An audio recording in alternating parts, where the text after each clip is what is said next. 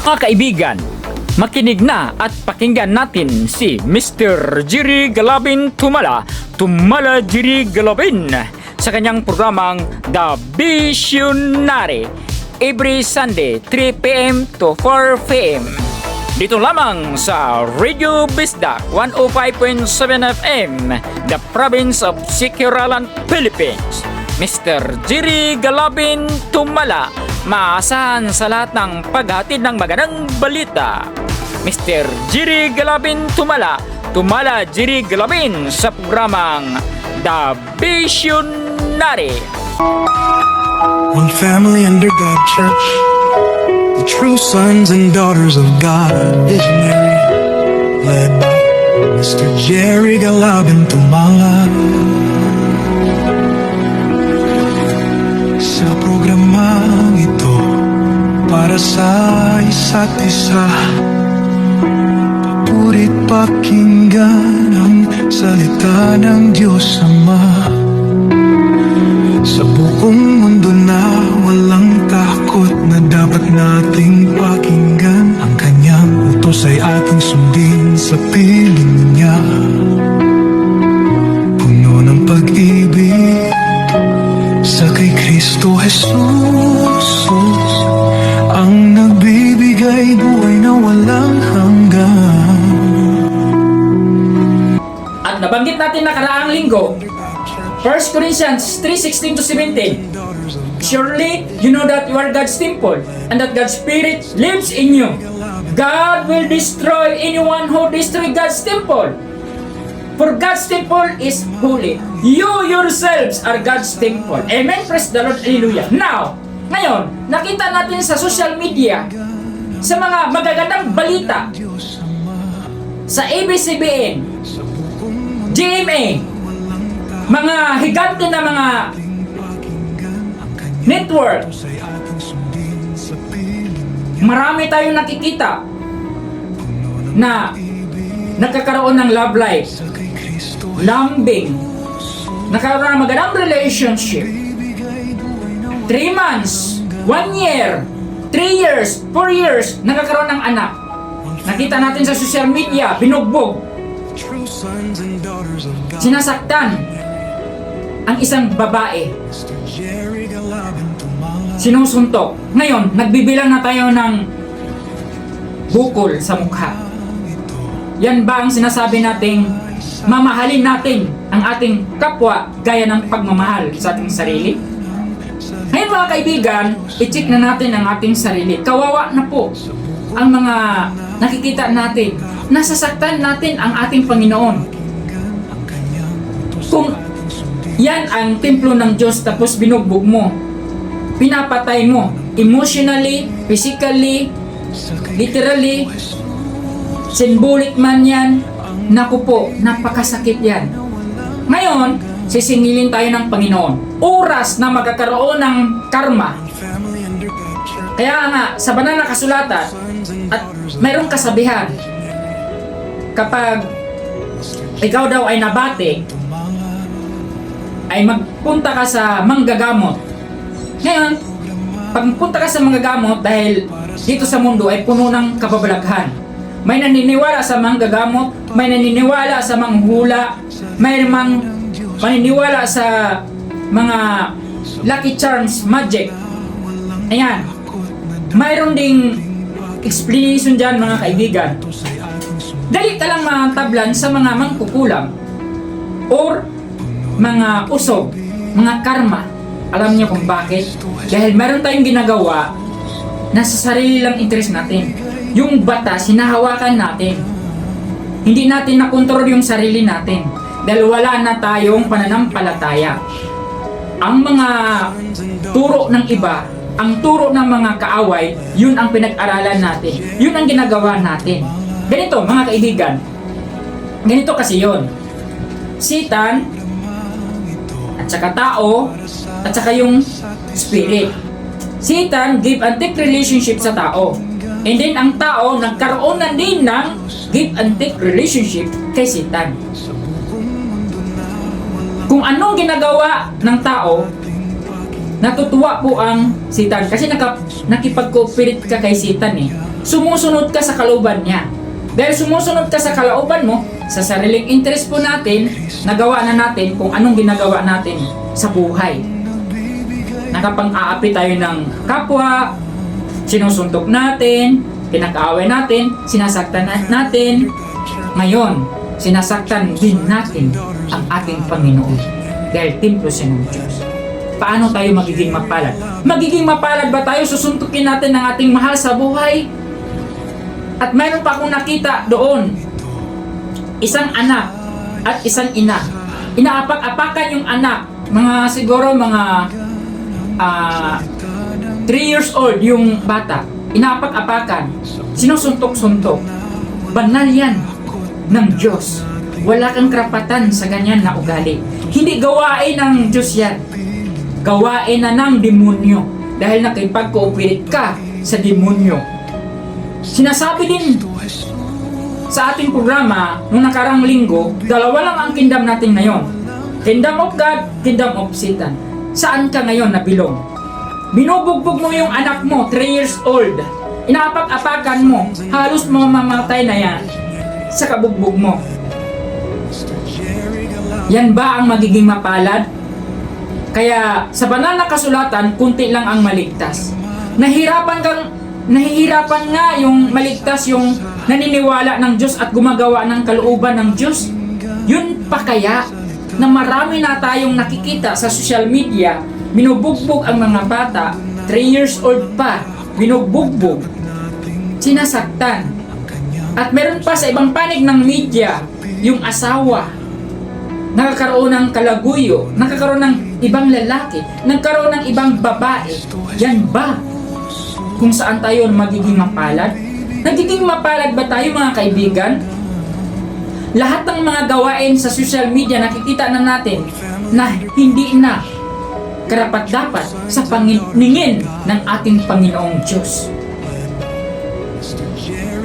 Ito pang pangatlo na doon tayo magiging mapalad.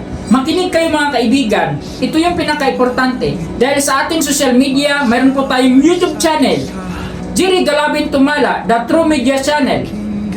At sa ating Facebook page, One Family Under God Church, Newscaster, Jerry Galabin Tumala, G. Gatong TV Production. Yun po ang YouTube channel natin.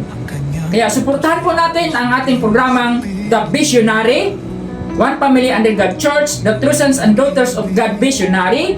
Ang ating office address ay nasa Purok Maslog, Kansayang, San Juan, Asiquijao. Kaya mag-invest na tayo. Marami tayong pag-uusapan mga kaibigan, katropa, kapuso, kawan, family, American, tungkol sa kaligtasan. Kaya mag-ipon tayo. Ang hirap kung tayo lang mag-iisa. Kaya iipunin natin ang pagmamahal ng Diyos sa atin. Kung ikaw ay nagmamahal sa Diyos, sila ay nagmamahal sa Diyos, ako ay nagmamahal sa Diyos, ipunin natin para lumaki. Katulad ng isang walis, hindi kayang ipunin ang dumi kung isang walis lang. Pero kung maraming walis iipunin, ilang peraso, madali lang ang pag-ipon ng mga dumi. Ganon din tayo mga kaibigan. Kapag isa lang tayo, mahirap tayong makatapos kagad. Pag magkaisa tayo sa pagmamahal ng Diyos, isang click lang, mag-serve tayo sa Panginoon, sa gawain ng Panginoon. Dahil pag nag-serve tayo ng gawain ng Panginoon, isang salita lang, ikaw magiging mayaman ka sa loob ng isang buwan. Ikaw magiging mayaman ka sa loob ng isang taon. Ikaw magiging mayaman sa loob ng isang araw lang. Just imagine, walang makakapigil niyan. Kapag ang Diyos gumagalaw, kapag ang Diyos gumagawa ng magandang blessing, magandang gift para sa ating mga kaibigan. Sa Revelation 1 verse 3, kaya mapalad ang bumabasa at ang nakikinig sa salita ng Diyos at ang naniniwala sa hula ng mga propeta at ang tumutupad sa kalooban ng Diyos dahil sa oras ng pagtatapos ay nasa ating mga kamay. Just imagine mga kaibigan, ang kaharian ng Diyos nasa ating mga kamay. Ang kaharian ng Diyos ay nasa ating mga puso na. Wala sa iba, wala sa kanya, wala sa akin, kundi nasa ating mga kamay, nasa ating mga puso, mga kaibigan, katrupa, kapuso, ka-one family under God. You see? Okay, good luck mga kaibigan. Bago po tayo magpatuloy, magkakaroon muna tayo ng greetings. Okay, greetings sa nagsuporta sa ating programa. Walang iba kundi si Windsor Tumalab Bulumon, Purok Sais na po, San Juan Siquijor, Rock Emuel Leco Umali, from Makati, Metro Manila, Pauline Arcilio, naka-resident na sa ibang bansa, sa Singapore. Wow! Sana all. Pero ito si Pauline Arcilio, bihira lang ito magkaroon ng kaibigan. Magpili na siya ngayon. Pero ngayon, nanatili pa rin siyang nagiging kaibigan ko siya. Kung ano man ang aking kahinaan, hindi siya tumitingin. Kundi, ang kanyang tinitignan, yung gift na nasa akin na wala sa kanya. Kaya, humahanga din ako sa kanya, yung gift na binigay sa kanya ng Diyos, ay wala din sa akin, nasa kanya. Kaya nagkaroon kami ng ruling ba, give and take. Kung humingi siya ng advice, nagkakaroon tayo ng kasagutan sa kanyang mga kahilingan. Kaya iyan, si Pauline Arcilio, nagiging residente na sa ibang bansang Singapore. Kaya salamat sa iyo, Pauline, dahil ikaw ay nag-sponsor sa aking pagpunta din dito sa Radio Bisdak 105.7 FM sa ating programang The Visionary, One Family Under God Church, the True Sons and Daughters of God Visionary. Ang ating office ay Purok Maslo, Kansayang San Juan Siquijor. At saka si Rock Emuel Leco Umali, nasa Makati, Manila, Metro Manila. Ito din si Rock Emuel Leco Umali. Grabe din ang kanyang suporta sa akin. Walang kupas. Nung una pa lang kami nagkakilala. Hanggang ngayon, malaki ang kanyang tiwala sa akin. Malaki din ang tiwala ko sa kanya. Nagtulungan kami. Grabe ang business na ngayon. Dahil sa nagkakaroon kami ng mga transaksyon na mga lucky charms na gawa ng Panginoon. At hindi rin siya basta-basta naniniwala sa mga lucky charms na gawa ng tao. Itong lucky charms na ibinigay ko sa kanya, ito po ang lucky charms na galing sa Panginoon. Gawa ng Panginoon, hindi gawa ng tao. Kaya doon sumasabog at dumidikit sa kanya yung swerte. Kaya mga kaibigan, nagpasalamat din ako sa ating kaibigan, tunay na kaibigan, na si Rock Emuel Leco Umali, nasa Makati, Manila, nakatira ngayon. Sumusuporta sa ating programa. Lahat ng mga gawain ng ating programa ay hindi siya nagpababaya. Kaya akin din pasalamatan si Rock Emuel Leco Umali. Kaya sumasabog ang kanyang negosyo ngayon. Hindi niya ako pinababayaan. Kaya ang Panginoon, hindi din ako pinabayaan. Hindi rin siya pinababayaan. Love siya ng Panginoon, love din ako ng Panginoon. Nagkaisa kami, lumaki ang aming love sa Panginoon. Kaya nagkakaroon ng pinagpala sa ating pinabasang mga verse, 3 verse na yon. Mapalad ang busila, ang puso, dahil makikita natin ang Diyos. Mapalad ang bumabasa at ang nakikinig sa salita ng Diyos at ang naniniwala sa hula ng mga propeta at ang tumutupad sa kalooban ng Diyos, dahil sa oras ng pagtatapos ay nasa ating mga kamay. Mga kaibigan, panahon na, magbago na. Templo tayo ng Diyos. Huwag nating abusuhin ang ating sarili. Kasi pag abusuhin natin ang sarili, tayo rin ang magiging biktima sa ating sariling gawaing hindi maganda. Okay? Good luck. Isa din si Jumari Inapan Balita. Nakatira ito sa Kansayang San Juan Siquijor. Ito marami itong mga problema. Financial problem, physical problem. Ngayon, ipag-pray natin si Jumari Inapan balita na magiging healthy na siya, magiging good wealth, magiging good health, para ang kayamanan na ibinigay sa atin ng Diyos, puno ng pagbasbas ng Diyos, hindi makuha ni Satan. Kasi kapag magkakaroon tayo ng problema, ayun, kinukuha ni Satan yan. Agawin ni Satan upang humahadlang sa ating kayamanan na kayamanan sa Diyos. Good luck mga kaibigan. Isa pa, si Alberta Bacos, nakatira sa Legazpi, San Manuel, Tarlac. Isa din ito, busilak din ang kanyang puso, matulungin, mahaba ang pasensya. Naniniwala din siya sa aking kakayahan. Nakapaghatid din ako sa kanya ng mga lucky charms na gawa ng Diyos, hindi gawa ng tao. Ngayon, mayroon pa akong ihatid sa kanya ngayong Monday. Dahil mayroon pa siyang kulang para sa kanyang communication. Good luck. Kaya alamin ang iyong napakagandang kapalaran para sa unang hakbang matupad ang inyong mga pangarap. Kaya mayroon tayong mga lucky charms gawa ng Diyos. Creation ni God. Pagpalagahan natin. Genesis 1 verse 28. Go to the world to be fruitful and have dominion over the creation. I-dominate natin ang creation ni God. Ang gawa ng Diyos. I-dominate natin. Pahalagahan natin. Yan ang symbolic na nagbibigay ng beauty sa ating aura. Yun ang mga lucky charms na nagbibigay ng swerte sa atin na gawa ng Diyos. Meron tayong mga mutya na creation ba? Yun ang pinaka-importante. Kaya nagpasalamat ako kay Alberta Bacos na mayroon siyang business ngayon. Kayong mga gusto magkaroon ng love life, magpunta, good, lapit kayo kay Alberta Bacos. Makakatulong siya sa inyo mga kaibigan. Good luck. At saka si Rowena Diang. Ito din si Rowena Diang mga kaibigan. At teacher ni siya. Pero nakita niya, ang kanyang kapalaran ay business, mag-business siya. Naniwala din siya sa aking kakayahan. Kaya ang kanyang business ngayon sa Manila, grabe. Ang kanyang wings, dry good.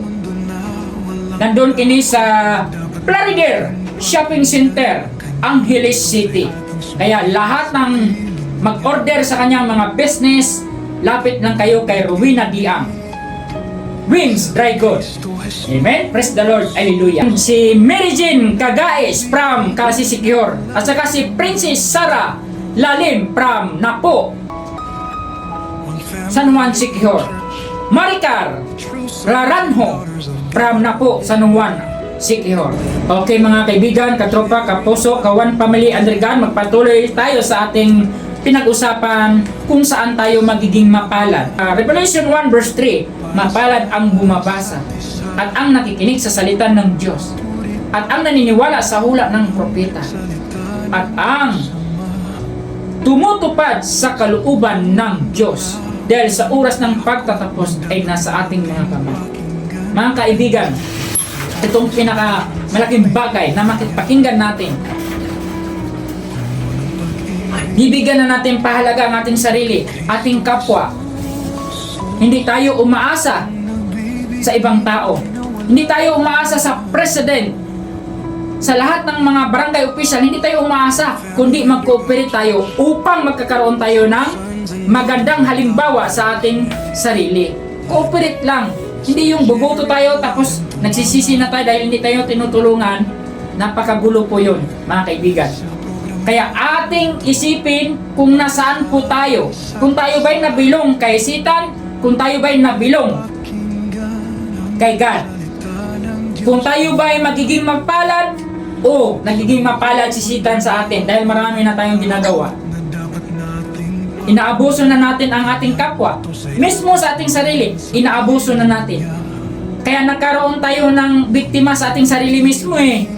Diba? Kaya kaibigan, gumising na tayo, magbago na tayo, mag-cooperate na tayo. Yung iba naman naninira ng mga iba't ibang uri ng relihiyon. Nakakatulong ba yan? Hindi. Kailangan suportahan natin ang mga relihiyon, yung tamang relihiyon. Dahil ang tamang reliyon, yun ang nagbibigay ng kaligtasan. Nasa banal na kasulatan, hindi na ikaila na ang ating reliyon ay napakaganda at mahiwaga. Yun ang pinaka-importante na dapat nating malalaman kung nasaan po tayo mga kaibigan.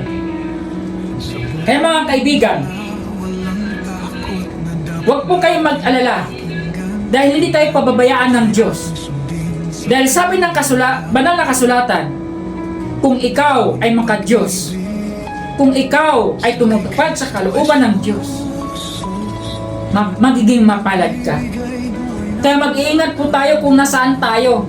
Kung tayo ay reliyoso, tapos marami tayong mga conflict, marami tayong mga palya, maraming humaharang sa atin, maraming mga karma dumating sa atin, nagkakaroon tayo ng mga iba't ibang mga sakit sa katawan, nagkakaroon tayo ng iba't ibang mga problema sa emotional, that is the very big problem. Kaya i-check na natin yan mga kaibigan. Baka sinumpa ka na, baka wala ka ng yung mga lucky charms mong hinahawakan ay wala ng kapangyarihan dahil pinuputol na, sinusumpa na dahil kinakarma ka na, dahil wala kang kontrol sa ating sarili.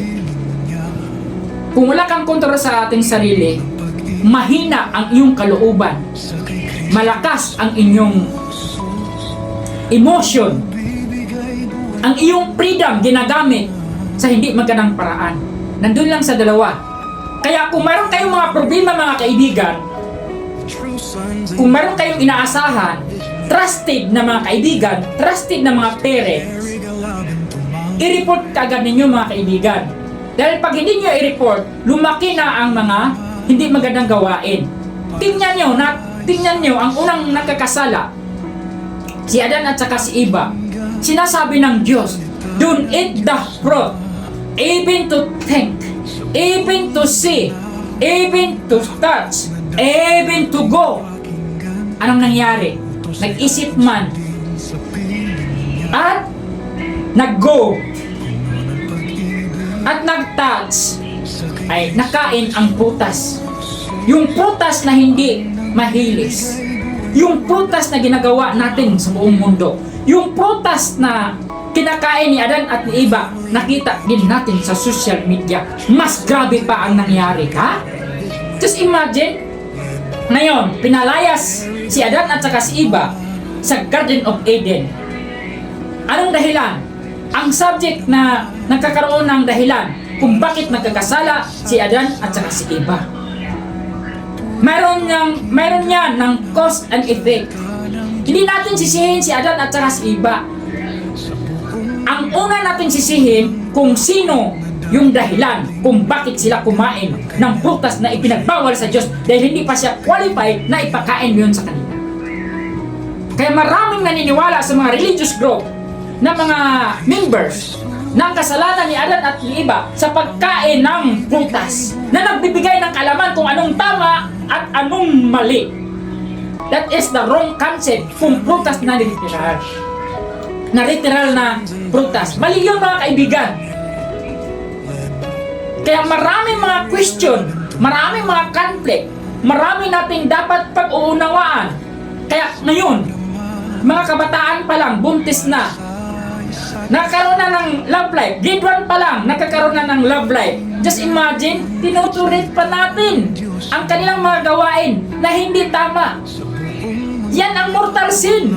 Numero 1, number 1, na nagagalit ang Panginoon. Kaya pinalaya sila sa Garden of Eden. Dahil ang Garden of Eden, puno ng kayamanan. Wala ka ng kahirap-hirap. Kung ikaw ay manganak, hindi ka magkakaroon ng sakit. Diretso-diretso mga kaibigan. Diba? Yan ang isipin natin. Yan ang unawain natin. Kung saan at kung ano ang cause and effect. Kung bakit kumakain si Eva ng prutas. Sumusunod si Adan kumakain ng prutas dahil kay Eva. Ngayon, sino ang napakain kay Eva ng prutas? Bakit siya kumakain? Yan ang tanong mga kaibigan. Pero sagutin ninyo muna kung ano ang sagot ninyo sa katanungan ko noong nakaraan. Ang sabi ko, ganito ang tanong ko. Ilan ba ang apostoles o apostol ni Jesucristo nung nagmula siyang nagkaroon ng paghahatid ng magandang balita para sa kaharian ng Diyos? Ilan ang kanyang mga apostoles? Kung nasagot ninyo yan, naniniwala ako na malawak na ang inyong pag-uunawa. Naniniwala ako ikaw ay magiging mapalad dahil ikaw ay nagbabasa sa banal na kasulatan. Dahil ang banal na kasulatan nagbibigay ng pagpahalaga sa sarili, nagbibigay ng correction para sa sarili, nagbibigay ng magandang kapalaran para sa sarili, mga kaibigan. Kaya ito ang pinaka-importante, mga kaibigan, katropa, kapuso, ka-One Family Under God. Kaya makinig kayo sa ating programang The Visionary, One Family Under God Church, the true sons and daughters of God, Visionary. Good luck, mga kaibigan. Prutas ba na mansanas? O mangga ba na prutas? O baka nangka? Dahil nagbibigay ng kaalaman kung anong tama at mali. Meron na silang kaalaman doon, kaya nga sila inuutusan ng God eh. Don't eat the fruit, even to touch, even to think, even to see, even to go. Ngayon, anong nangyari? Dapat nag-report si Eva. Oh God, ayan oh, pinakain ako ng mansanas oh, walang reporter, hindi siya nag-report. Alam niyo kung bakit hindi nakapag-report? Nagayuma. Alam mo yung gayuma? Hindi ka na makahindi. Oo ka lang ng oo. Nagiging maganda ng usapan ninyo. At hindi ka na makakaalis. Dahil ang gayuma, nag-ground na siya. Dahil ginagamitan ka ng power ng gayuma sa nagpakain sa iyo ng mansanas. Bakit ka kumakain? Malaking kasalanan yan. Kaya yun ang napanunod sa atin ngayon. Sobra pa eh. Sobra pa. Kaya mag-ingat na tayo, mga kaibigan. Kaya nagkakaroon tayo ng Bible lecturer. Kunting pace na lang, mga kaibigan, malapit na matapos ang ating office. Para magkakaroon po tayo ng Bible lecturer. Children's meeting. Tuturuan natin ang mga kabataan kung paano tumatawag sa ngalan ng Panginoon. Romans 10:13. For whoever calls upon the name of the Lord shall be saved. For whoever calls upon in the name of the Lord shall be saved. Romans 10:13. For whoever calls upon in the name of the Lord shall be saved. Romans 10:13. Just imagine, Roma 10:13. Kung kinsa ang mutawag sa ngalan sa Ginoo, maluwas. Bisag kinsa, mutawag, ngalan sa Ginoo, maluwas. Roma 10:13. Bisag kinsa, mutawag, ngalan sa Ginoo, maluwas. Roma 10:13. Just imagine, mga kaibigan. English. For whoever calls upon in the name of the Lord shall be saved. Romans 10:13. Just imagine, mga kaibigan. Turuan natin mga bata kung paano tumawag ng ngalan sa Panginoon. Hindi natin turuan kung paano maging magaling sa ML. Dahil marami nang nagbiktima sa ML na yan. Wala nang laman ng utak. ML hanggang nadali ang kanyang katawan. Dahil hindi na nakayanan ang kanyang memory. Dahil nakaroon ng vibration. Hindi na makakatulog ng maayos. Wala nang inherit ng power galing sa ating enerhiya, sa ating katawan. Dahil nakain na sa ML. Turuan natin ang mga bata, mga kaibigan, kung paano magiging magalang sa parents. kung paano umiiwas sa pagkain sa mansanas. Dahil yan, kapag hindi natin natuturuan, bata pa lang, nakakaroon ng malaking problema. Hindi mo alam, nag-aaral, pupunta sa school, may mga barkada, cutting classes, nag-inuman, 3 months, 9 months, hindi mo na alam, mayroon ng medal. Yung medal, lumaki na yung tiyan. Ayan, kapag hindi kayo nakikinig, hindi kayo magiging mapalad. Kung hindi kayo mag-cooperate sa nagsasalita, sa salita ng Diyos, hindi kayo magiging mapalad, mga kaibigan, katropa, kapuso, kawan, pamilya, Andrigan. Hinahayaan na lang natin ang mga bata. Tinuturit pa natin ang kanilang mga gawain na hindi na kayang tanggapin sa kaharian ng Diyos. Grabe. Kaya mga kaibigan, gumising na po tayo. Alamin natin ang napakaganda nating kapalaran. May problema ka ba sa pag-ibig na gusto nyong masolusyonan? Naglalamig na ba ang kanyang pag-ibig sa iyo? O di kay iniwan ka na at ipinagpalit sa iba? Binubugbog ka pa? Ayan, tumawag kayo sa aking number. Tutulungan ko kayo sa pamagitan ng spiritual love life, spiritual protection, spiritual advice. Kaya alamin ang inyong napakagandang kapalaran para sa unang hakbang matupad ang inyong mga pangarap. Magkakaroon na kayo ng idea kung paano nyo labanan ang mga gayuma ni Satan dahil nakakain si Eva dahil sa gayuma na yan. Kailangan din kayong reporting.